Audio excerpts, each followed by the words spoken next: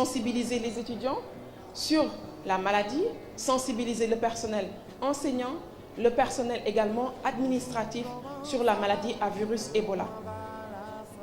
Éviter tout contact avec quelqu'un qui est infecté par la maladie à virus Ebola. Mais nous insisterons essentiellement, et je pense que sur les t-shirts il est marqué, lavons-nous les mains, un geste qui peut sauver la vie. Je n'ai pas exactement le libellé, mais je pense que c'est ce qui est écrit. Donc le lavage systématique des mains. Le lavage avec l'eau et le savon. Et pourquoi nous utilisons le savon?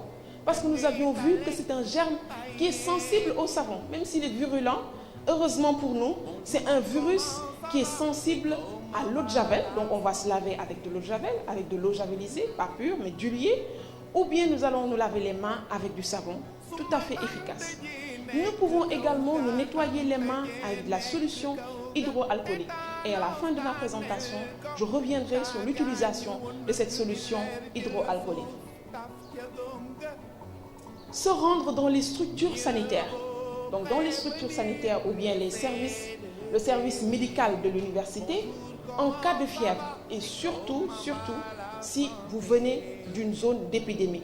Donc les étudiants étrangers qui viennent des airs après l'avoir transporté au niveau de la zone d'isolement, nous devons faire des prélèvements pour pouvoir confirmer si le patient a cette infection ou pas.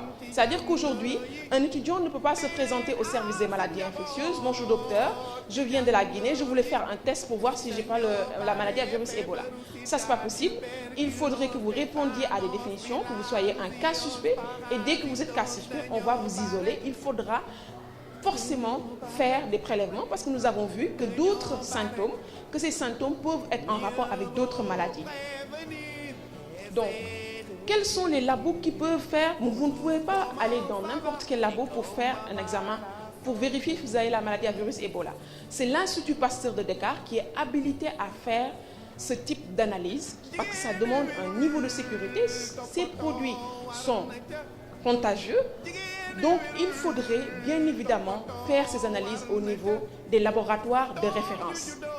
Donc, un prélèvement qui sera acheminé avec une triple protection. Donc, c'est un tube qu'on met dans 3 emballages pour pouvoir l'amener au niveau de l'Institut Pasteur de Dakar. Et normalement, en général, les résultats, dans les 24 heures, nous avons les résultats.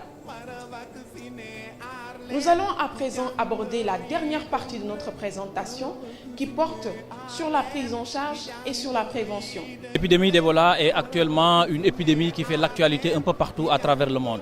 Et le Sénégal n'a pas été en reste. Si vous le constatez vous-même, vous vous rendrez compte que aujourd'hui, beaucoup de plans d'action sont en train d'être déroulés à travers l'échelle nationale.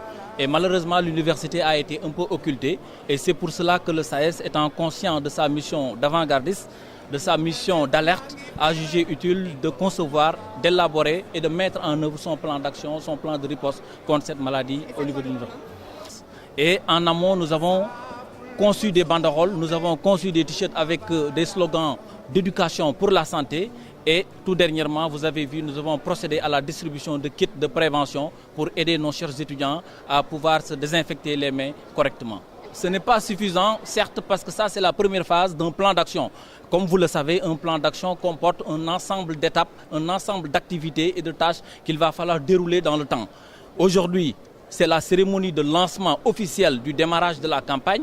Il est bien évident que d'autres activités vont suivre naturellement à travers l'échelle nationale. Le Sénégal comporte à peu près 5 campus et nous allons dérouler progressivement l'ensemble des étapes de notre plan d'action à travers tout le pays.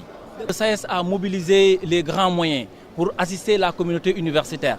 Je vous ai dit tantôt que ça c'était la première étape. Après, nous allons sillonner les facultés, mettre en place des dispositifs pour permettre aux personnes qui fréquentent ces facultés-là de pouvoir désinfecter correctement les mains. Le ministère soutient toutes les initiatives qui visent à sensibiliser les populations ou à mettre des moyens de prévention au niveau de la population contre le virus Ebola. Et dans ce cadre-là, le ministre nous a demandé de venir la représenter à cette manifestation pour réaffirmer aux organisateurs son soutien pour ces activités-là. Donc le soutien va dans le cadre d'un accompagnement, aussi bien technique en termes de conseils pour la réussite de leur plan d'action. Donc le ministère actuellement a élaboré des supports de messages pour la protection des populations. Donc on peut accompagner dans ce sens-là. On peut accompagner par des avis techniques quand ils auront besoin de parler d'Ebola ou de faire des conférences. Le ministère peut fournir les ressources humaines qui sont capables de délivrer les bonnes informations, mais aussi le ministère peut accompagner toute autre manifestation qui sera organisée dans ce cadre-là pour apporter la bonne information.